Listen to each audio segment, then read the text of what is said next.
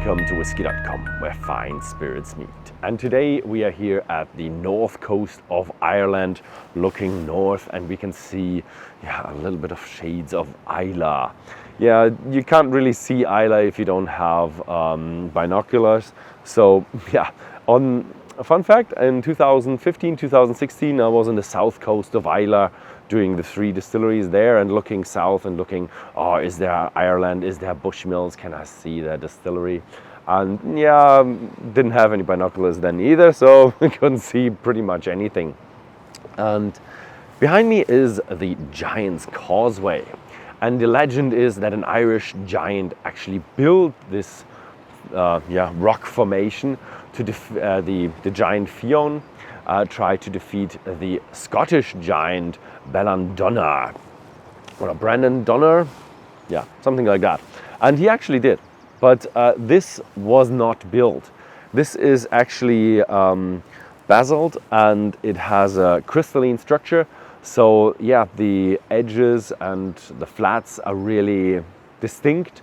They really look like they have been cut, but it's just, crystalline growth. And you know this with crystals, they also do have this this kind of shape, but here it's just stone, and it's not that usual that this grows that way. And yeah, so this is really an UNESCO heritage site because of the uniqueness of that situation here. And back in the days, a lot of legends were about this Giant's Causeway. Yeah, but today is not about the Giant's Causeway. Today is about the Bushmills Distillery. Let's get into the distillery and see what they're doing.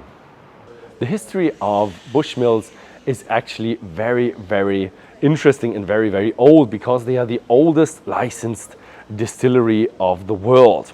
And here I have an actual copy of the license. The real license is safely stored away in an archive, and for me it's a copy is also good.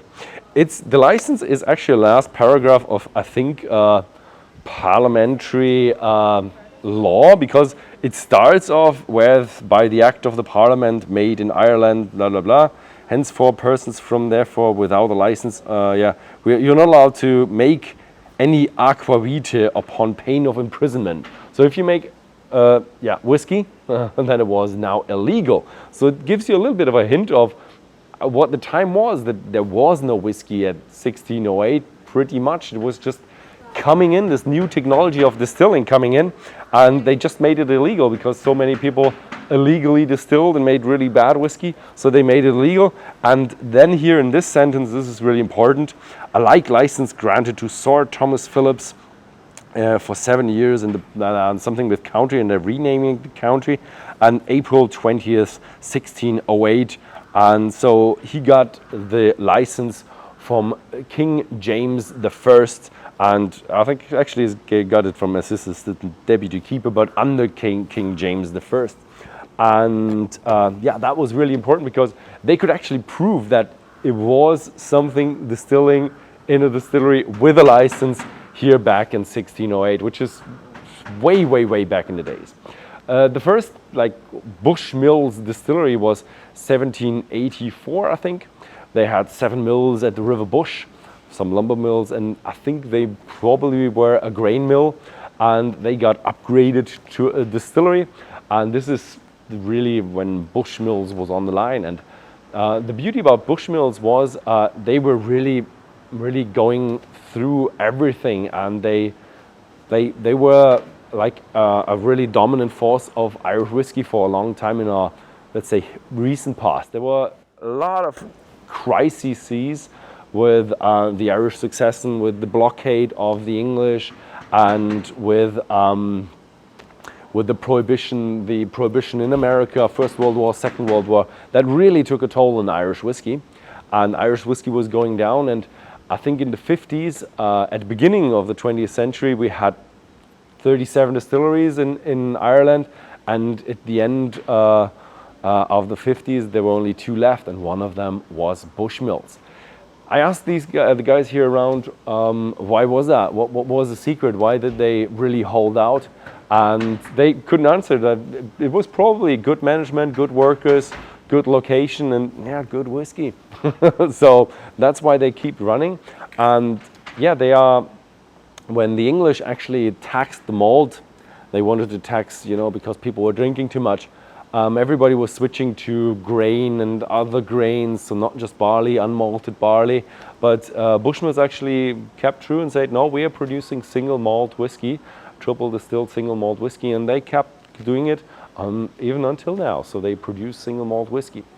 And the very recent past, they got sold to Pernod Ricard from, I think they were Irish United Distillers back in the days called. Then we had them sold to Diageo, and in the very, very recent past they got sold to Mexican tequila producers, which is pretty good because in their portfolio they're like the biggest whiskey distillery, and they really invested. They're really a good mother company, and they invested in them in 2019, I think they took them, and now there's the Causeway Distillery, which is kind of a extension. But how about the Causeway Distillery, what it's all about? We're gonna find out today, and I'm going to ask them some questions in the interview because I currently don't know that much about the Causeway Distillery. So let's get in and find out more about the Bushmills. A good Irish whiskey starts with two good ingredients, and that is malt and water. The Bushmills Distillery does get their water from St. Colum's Rill, which is a small, minor river that flows into the River Bush. It actually feeds a reservoir behind the distillery where they take all the water that they need. And yeah, next up is the malt. That is a malted, unpeated malt. So that is 100% what they're doing. They're doing the single malt here. Up until 2008, they used their old traditional style mash tun with rakes and the gears inside, and yeah, very, very old style. And now they use a really modern lauter tun with a lot of energy conservation. It's just more ecologically, more economic, and you just get better output and better quality. So what you do is you grind it down to a coarse grist. You mill it down, as they are the Bushmills. They are still a mill. And then you mix it with the water. They do that with 11 tons per batch, and they use about 600 tons per week. From these 11 tons, they get about 48,000 liters of wort, which is that what is coming out of the mash tun. And they're doing the usual 3 sparges and the different temperatures to just get the most out of the malt, where you break down the starches into sugars, and in the end you have a really, really sugary, malty fluid that is perfectly for fermenting. The fermentation is done here in 10 vessels in this building, and there are another 9 in another building. They fill them with 48,000 liters, so about 1 mash tun, so it's about 48,000, sometimes more, sometimes less. And the capacity of these wash bags is a lot higher because they believe in natural fermentation without any switcher blades or anything. So they just bubble up and come down again, and there can be no spillage here. And so they ferment for 50 hours roundabout, and this is to create a light fruity flavor, and of course the alcohol that we need for the whiskey. So the people say here it smells sometimes a little bit of beer, a little bit of a fruitiness, stewed apple, sometimes like that. If your beer also can sometimes be a little bit of an apple taste. So currently we didn't have anything open, so I don't smell anything yet. And so this is where the alcohol and the flavors are created, and now we just have to get the right flavors out of this wort. The still room is a magnificent place, and it holds 10 pot stills, and they are a bit of historically built, so they're not like really easily put in there. So what you do when you have to exchange something, you have to take them out through the roof, which is a bit more difficult than usual. So the pot stills are 4 wash stills, and they are really to have a fast go through the wash and produce an intermediate low wine. And the next ones are 4 low wines, intermediate stills, and they actually do cuts here. So what they do is they actually take off the first bits and the last bits, and they don't go into the spirit still. Talking about the spirit still, we only have 2 stills remaining, so they have 2 spirit stills. And they do that cut so that they have, in the end, 87% alcohol, which is quite high. And they want to have a really smooth, gentle, fruity, nice, gentle character. That's really what they're looking for. Interesting here is that they do everything manually. So when you want to measure at what percentage one distillery or still is, you actually have to turn the valve. You take the alcohol in the vial, and then you measure the density, look up in the table, or it's written on that thing, and then you do the cuts also manually. So there is no computer work in taking the cuts of a Bushmills whiskey. And the cuts are done on the spirit still and the intermediate stills. So you have 6 stills where you do your cuts. So the work of that stillman is actually not that laid back, because he has to check 6 stills and where he has to do the cuts on these stills. Fortunately, the heating system is now just a mouse click away. But yeah, they do it the old-fashioned way here.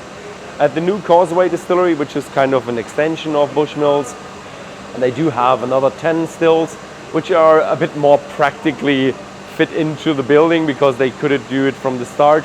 So if one still has a problem, they can easily take one by one out, and don't just have to open up the whole roof or do a repair on site, which is also not that great. And yeah, so this is the still house, and we're left with a really nice, smooth, triple distilled new make that is ready for maturing. The distillery has about 20 warehouses on site, and they are filled with about 480,000 casks.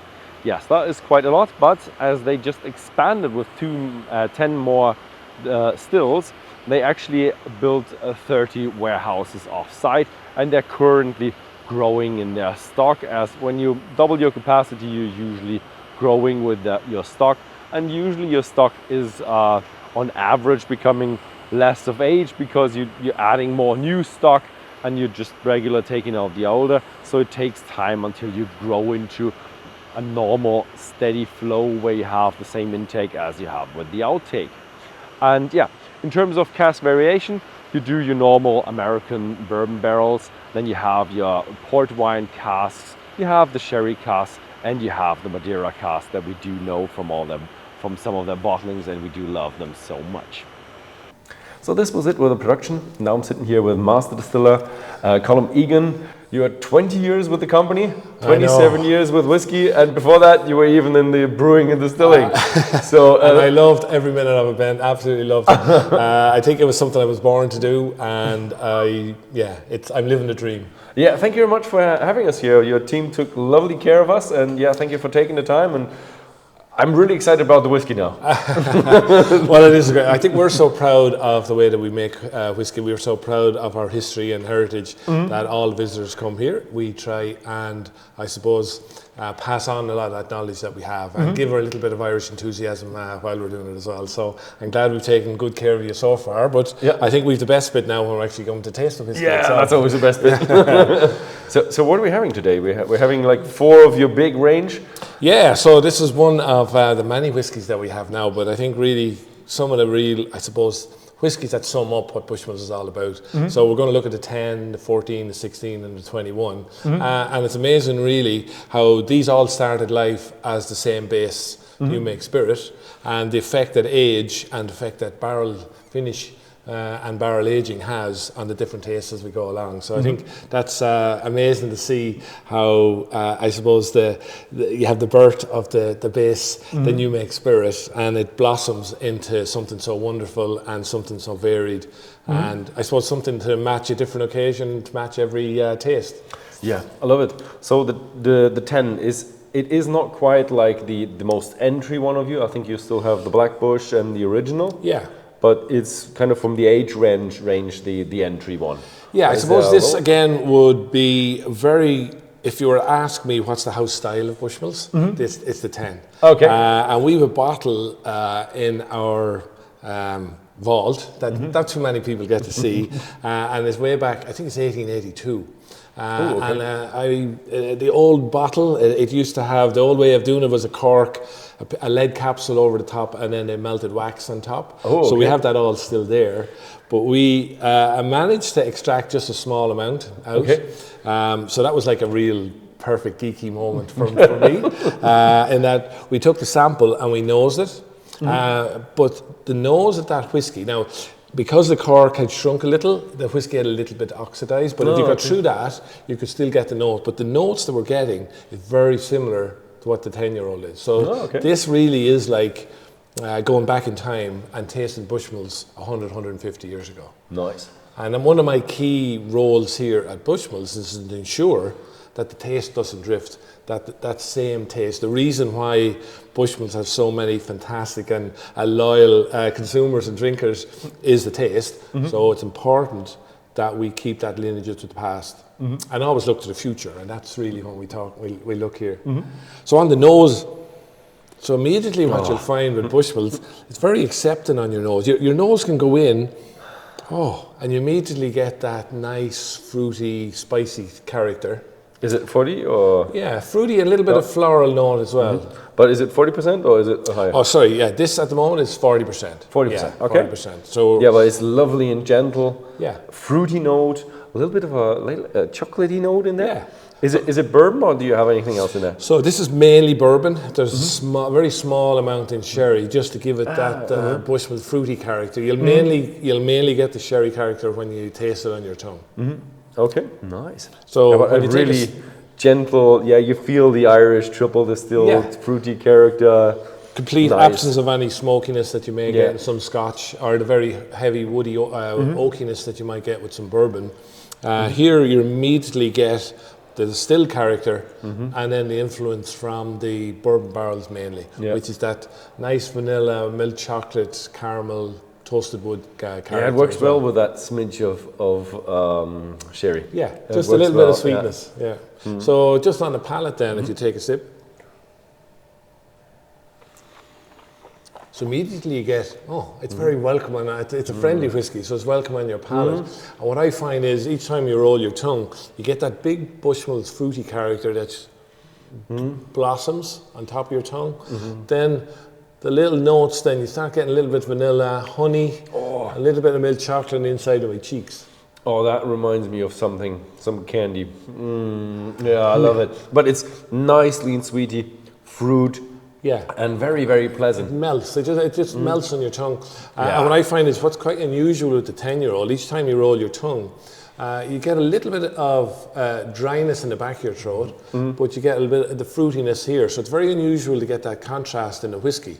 But it's fascinating on the palate. Yeah. What I also would recommend is, this is a nice whiskey if you have a friend you want to introduce to whiskey and you're a bit afraid that it's a bit too hefty for him. So that would be, I think, a good beginner's whiskey. Yeah, so an introduction into the world of whiskey, if you're kind of new, I think that is absolutely ideal. Because it's just that gentle and you're not getting burned anywhere, you're not getting any like heavy smoke, spiciness. What am I tasting here? This is very gentle. Yeah, and I call this my everyday single malt. So this is something, I just want to come home, want to just have a nice drink. It's not going to overpower my senses, but it's very subtle, it's very elegant, and it kind of sums up really how you want to have a drink every day. Just a little tip. Only one, of course. We have to drink responsibly and all the rest. I think it's one you can have like at home, but also it's good enough to be like sharing with the friends as well. Yeah, look, we're an Irish whiskey, so we only really try to drink with our friends and our buddies. It's the best way. A bit of music, and look, we like to enjoy yourselves, so why not have a whiskey when you're doing it? Yeah, helps along. So we had a lot of rumors. I had it in the Whisky.com news, and the Causeway Distillery. Everybody's like, oh, they're building a new distillery. So is that like a new building, new brand, or what is it all about? Well, again, when you're dealing with whiskey, it's just everything takes so long. So Yeah. we're planning now what we're going to do in 20 and 30 and 40 years time. So there's very few industries with that length. So when I came here 22 years ago, part of that plan was to expand the distilling capacity here. And so we identified the perfect site to expand that. So for about 15, 16 years, we said, right, that's the site. And I was, when are we going to do it? When are we going to do it? So to get the go-ahead in 2019, right, we're doing it, it was just a dream come true. I think something like that for me comes back once in a lifetime. I'm never going to build another distillery. I'm never going to get a chance to design it. So we designed it here.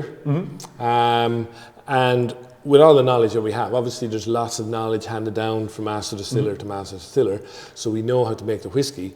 What we wanted to do though is to make sure that we're going to do it in the most sustainable way possible. So we're going to have to reduce our energy consumption. We're going to actually design distilleries so that we get more of the natural sugars from the barley. And yet the key thing about the whole design is the whiskey that we're making there is the same that we're making in Bushmills Distillery as well. And that is really the key thing. It's all about the taste. We've perfected that taste over 400 years. So if we build something new, we have to replicate it. And that's really where a lot of our knowledge that we have here on site came to play. Okay, so it is kind of an expansion of Bushmills. Yeah. It's not something like, I don't know, we get something smoky or something different. It's an extension of Bushmills, which is, it's really glad to hear, because that would just make the availability of all your stock much, much better. And that so is the day, good to hear. So the day that we got the first triple distilled distillate of the third still, I was there and I was waiting for the still to come in the spirit safe to collect it. And immediately, it was such an exciting moment for me in that I could nuance the nose of the whiskey that we're making there, the spirit, was just the same. Very, very similar. It took us maybe a couple of weeks just to absolutely nail it and perfect it. But now, if you go and I give you a sample of what we're making in Bushmills Distillery, what we're making in Cosway Distillery, you won't see a difference. And that's really fundamental to the design of the distillery in the first place. Okay, so you took a couple of weeks to equalize the spirit, because I've heard about like old reopenings and they had like old samples and they took months. But I mean, you have a working distillery, that is maybe a bit easier. Well, it's all into the design. So if you get the design right, that's really where. So you have to have the mashing design right. You have to have your fermentation profiles the same.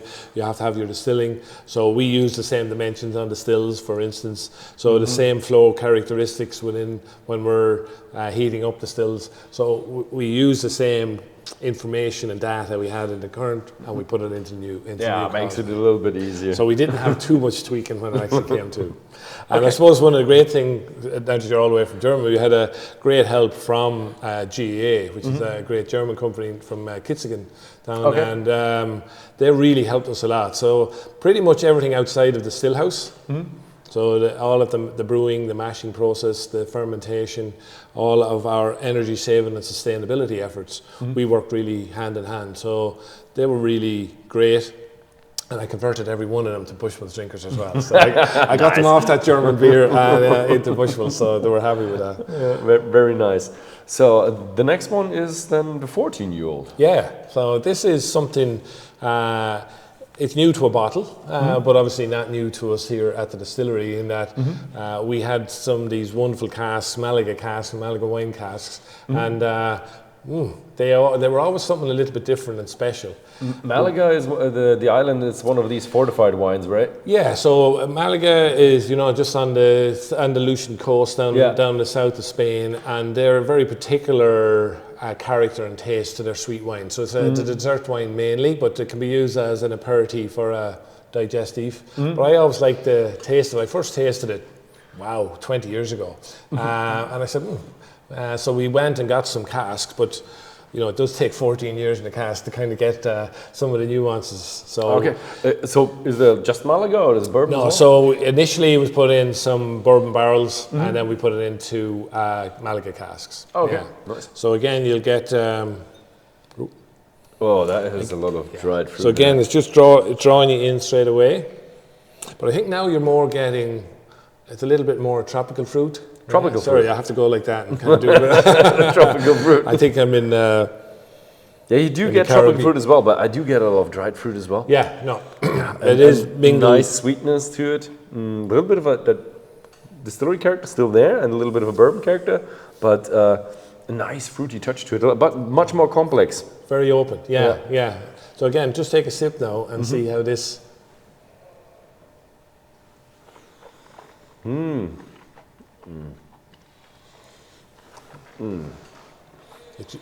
You have to stop talking for a minute or two, don't you? And then typically, I love the finish on it. So you have to finish. I think I get the dried fruit finish.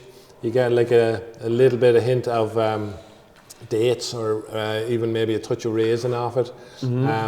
But again, it's kind of tropical. You get a little bit of maybe even a hint of cinnamon. There's a little bit of spice. Yeah, in the end, there's something. The first one, when you have it in your mouth, it's very juicy, very fruity, very, very alive, and a little bit of a bourbon character going on. So it's very like a fruit punch with, I don't know, some confect with it, or some bready notes to it. And when you swallow it, you have that cinnamon. You have a bit of dried fruit. It feels like a little bit of a Christmas touch to it, not too much. No, just a little hint. And I think as I'm breathing through onto my palate here, again, I think I'm getting more of that kind of Christmassy feel at the back.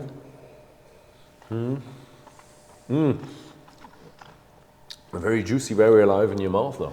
Yeah, see how it's triggering and activating a lot of your senses here, and you're salivating a lot. A little bit of a journey, this one, because the aftertaste is more a little bit of spiciness, a little bit of more dried fruits and kind of that, where it starts off very juicy and very sweet on the nose. It's a little bit of a journey in there.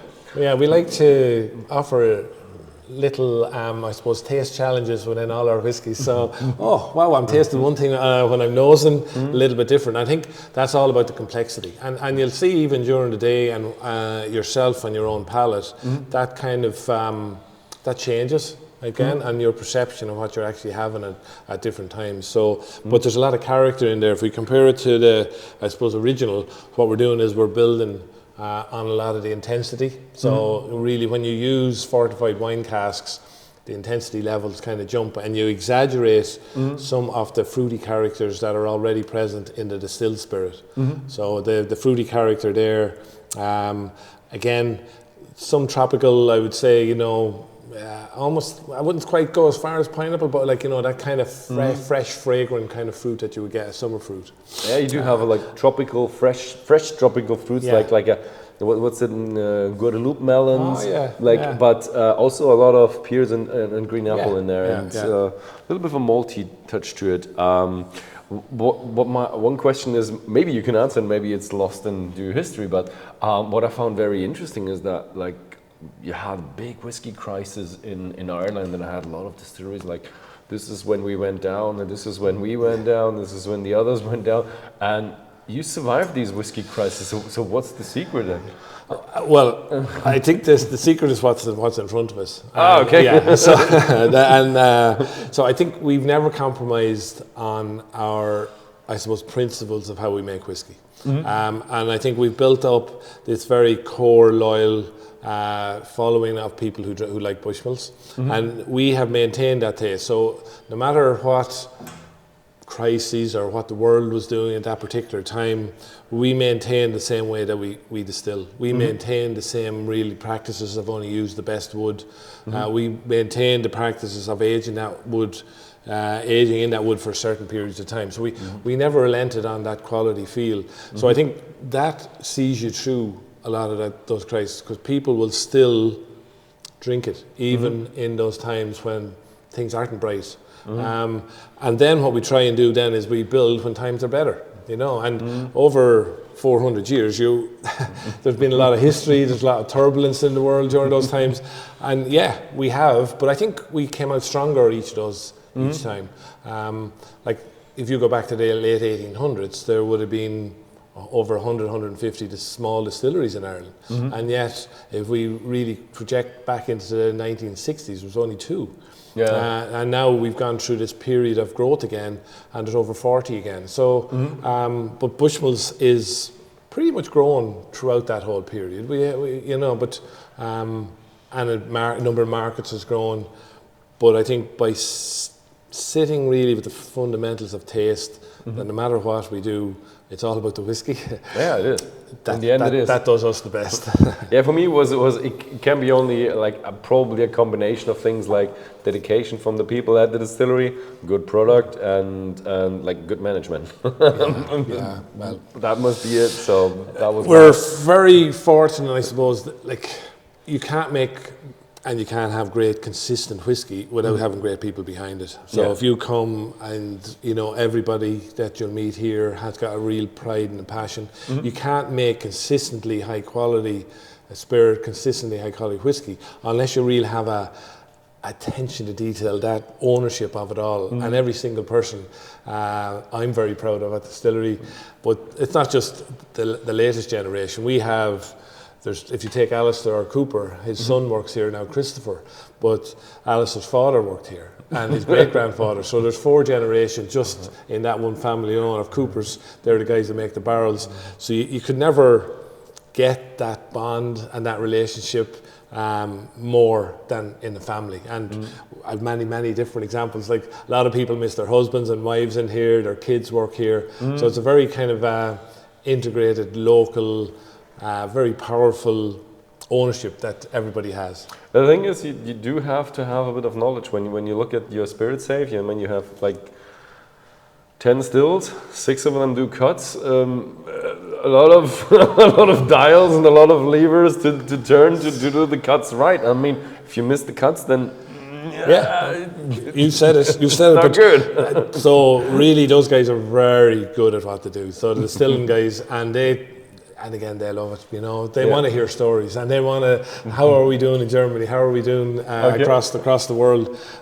Because they're distilling it, so sometimes it's hard to imagine where is all this whiskey going.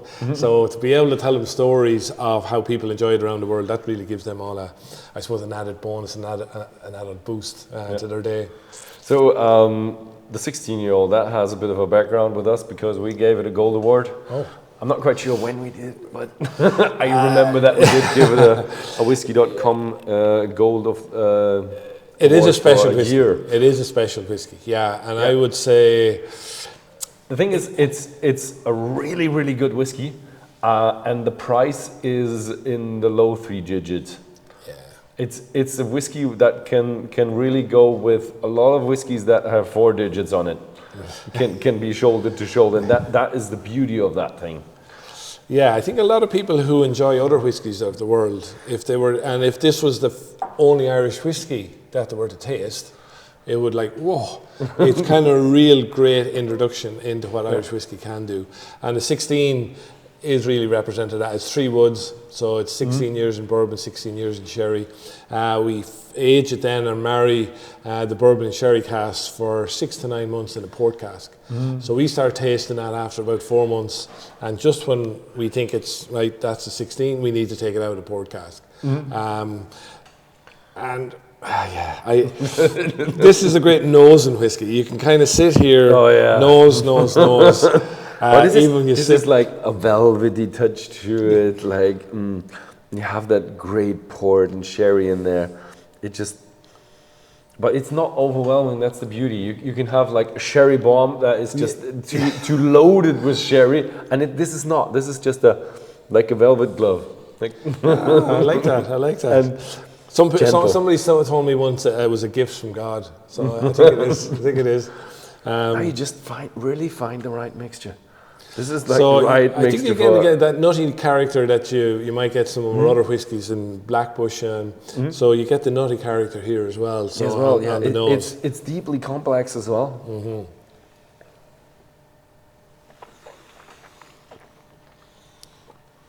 So again, the flavours almost start on the finish, so you get this lovely port wine sweet finish just here, and then the sweetness and the fruity character. Again, you have that big bold fruitiness that sits on top of your tongue, but now I'm beginning to get like almond, and that honey character inside of my cheek, and then you get the fruitiness on the centre of my tongue, and then you get the sweetness on the front. So there's a lot going on. There's a lot going on, yeah. What's my mind? What do I need to pay attention to? And what part of my palate?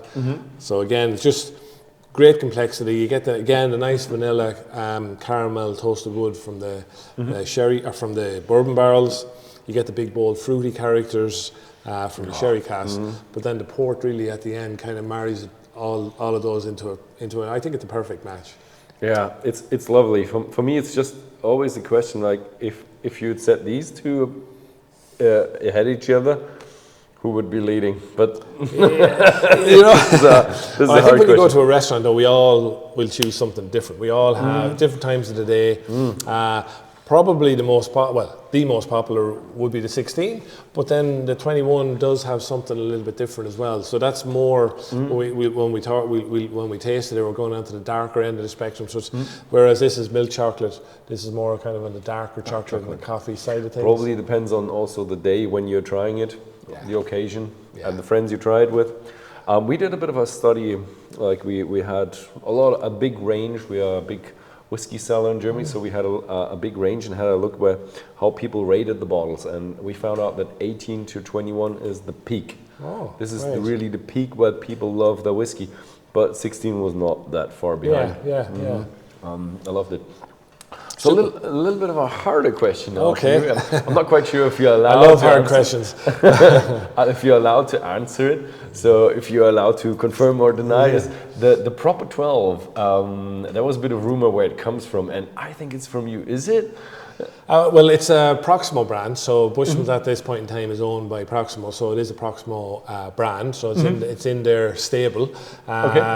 So where the actual blending of it, it happens here at Bushmills, because we use Proximo's best places for blending and best places for bottling. So we're very good at both here.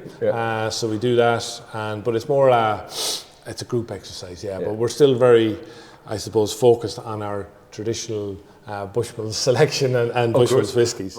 So next up, 21 years. That is awesome. I'm looking forward to that. 21. Again, gold medal what winner. were we doing 21 years ago?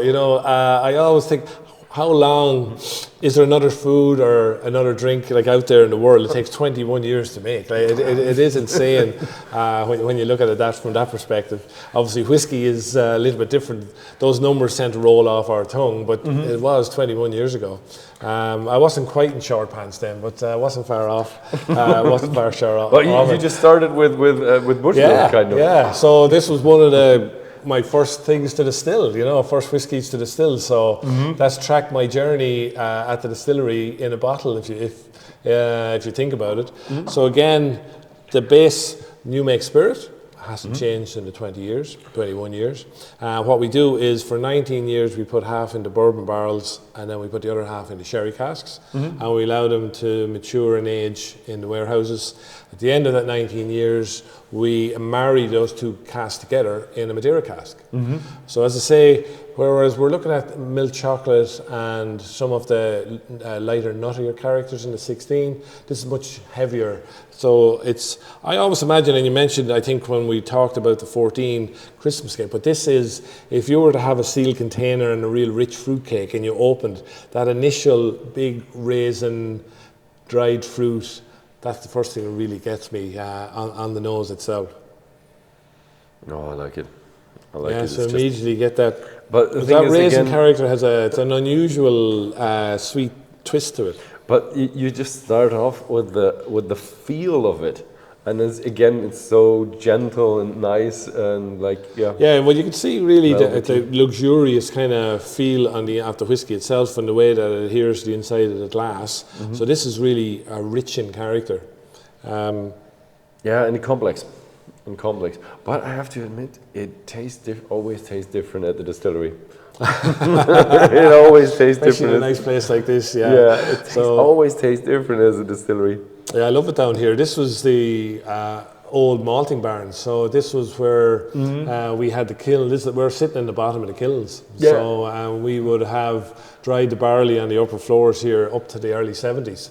Oh, okay. So that recent. So I think it's it's my ideal place to have like a great whiskey like the 21. I think it's kind of represents a point in history. You're going back in history by sitting here, just looking around us, and yet we're able to capture that little bit of history in a glass here with the 21-year-old.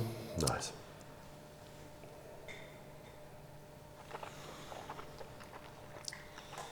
So you get I get a lovely toffee. Start off a little bit of a sweetness, but that chocolatiness is coming up. But it starts off as milk chocolate and turns into bittersweet chocolate. Yeah, but it's not as sweet as the others are. No. It really has that gentle touch to it, like you have from the Bushmills. It's just very pleasant to drink. That is common with them all through. You just enjoy the I flavors. taste this whiskey with. I always ask them to do something a little bit special for me. So if we take another sip and just swallow it. Now, if you open your lips slightly and draw a breath of air over your tongue and close your lips. Right now, all those tastes are coming back onto your palate again. And that's a sign of a great whiskey. That's really showing you the finish. So you're refreshing your palate with the air, and it's like taking another sip of whiskey all over again. So it's very difficult to get that in unless it's a real premium, high-end, rich whiskey. And of course you get them from all the Bushmills whiskeys. I would say that. I mean, all single malt, all triple distilled, great casks. What else? You need to have the right recipe. Well, I'm very proud of the fact that we're using distilling techniques and the way that we do it. That we've been using the same techniques for the last 100 for 200 years. We have our same attention to detail in terms of what casks that we use. So we have great relationships with an Irish family in Kentucky where we get our barrels from. Right. We have great relationships with Antonio Paez and his family in Spain where we get a lot of our fortified wine casks. The Hendricks in Madeira on Madeira Island for Madeira. So there's real people behind all our whiskies, and I think that's really, I suppose, the key to having great taste and that great attention to detail is really having people who care. And not just the people here at the distillery, but everybody. So it's kind of like a family ethos, and that's what I suppose has one of the things that's kept me so happy in all my time here. It's that real deep sense of being here at that particular point in time. I'm very fortunate that I'm just here in these last 20 years, and hopefully I'll be here for another few. But I want to make sure that all of the ways of making whiskey endures, so that in another 100 years or another 400 years, we're still tasting very similar tasting whiskey that we've always done. So, is there any, like you've built like expansion for the distillery? Is there any like idea of expanding the range, or is there anything in the future that you want to do? Yeah, well, I think we continue to do it. I think one of the most recent examples that we exposed to the world, I think the 46-year-old, which is the oldest single malt ever to come and be put in a bottle in Ireland. Like obviously we have been tracking a very small amount of casks for a long number of years, for 46 years, and for the time to come to open that, take the bung out of the barrel, to take that whiskey out and to put it into a beautiful bottle, I think it's very poignant, and it's very kind of meaningful because it's taken so long. I wasn't here 46 years ago, but something you inherited. Yeah, something I was very proud of, to be able to put it in a bottle and be able to give to and offer to a select number of people around the world. So 44 years ago, it's still unpeated though then. Oh yeah, like yeah. So it's what we're trying to do really is to anticipate what our current Bushmills drinkers are tasting, but also try and attract more people into the Bushmills category as well, into the Irish whiskey category. So we are always looking at different finishes, different wood types, different barrel types, different seasoning. So that's really happening, that's ongoing. So we know about these here, but there's a lot happening in the warehouses that's really only myself and all the people at the distillery that know about. but it takes so long to make these whiskies. You have to be experimenting and be innovating constantly so that you deliver whenever the time is right. Okay, yeah, sounds good. Yeah, yeah. No, it's good. That's the fun part.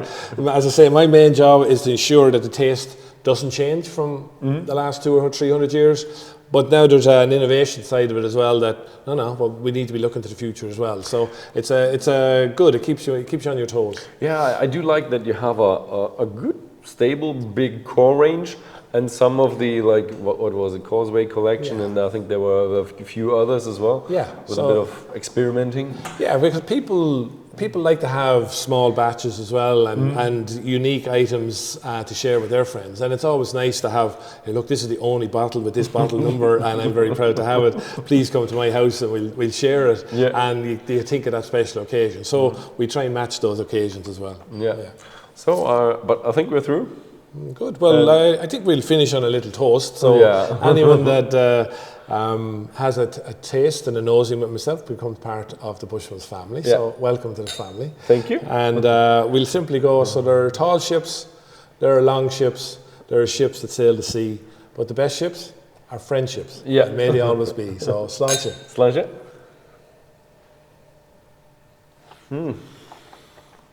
Any excuse to have another drop of that 21. Yeah. Any excuse. Yeah. So thank you very much. Thank you very much. Very lovely. Yeah, my pleasure. Yeah. Thank you very much for watching. And if you are interested in one of these whiskies or any Bushmills whiskey in general, have a look at Whisky.com and Whisky.de. And yeah, if you think this video was interesting, feel free to share it with your friends. And see you next time. Enjoy.